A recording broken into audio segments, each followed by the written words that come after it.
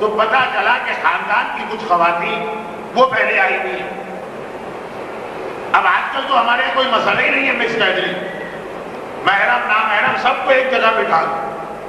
اپنی شادی اور برتھ ڈے کی پارٹیوں کو چھوڑو، جو کام امام کے نام پہ ہوتے ہیں اس کے اندر بھی شریعت کا کوئی خیال نہیں.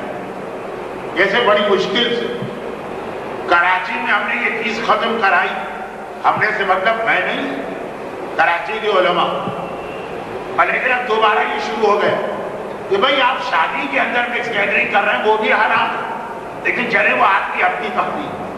بچے کی سالگرہ میں مکس گیدرنگ عورت مرد ساتھ بٹھا رہے ہیں وہ بھی حرام ہے، لیکن چلے وہ آپ کے گھر کی تقریب.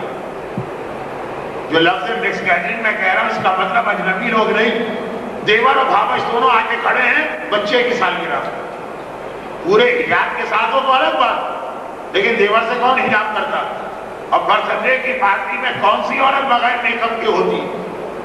حضرت امام خمینی کا ایک مسئلہ کہ جی نامحرم کے سامنے چہرہ کھول سکتی ہے، لیکن شرط یہ ہے کہ اتنا زیادہ میک اپ نہ ہو.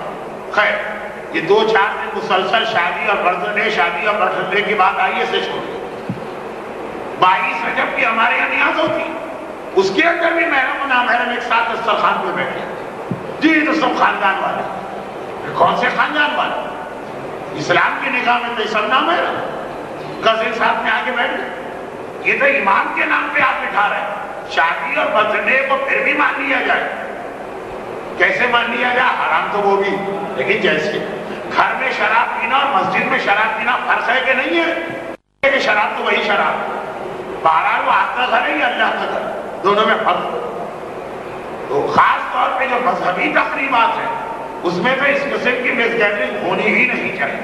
برحمتك يا أرحم الراحمين وصلى الله على محمد وآله الطاهرين.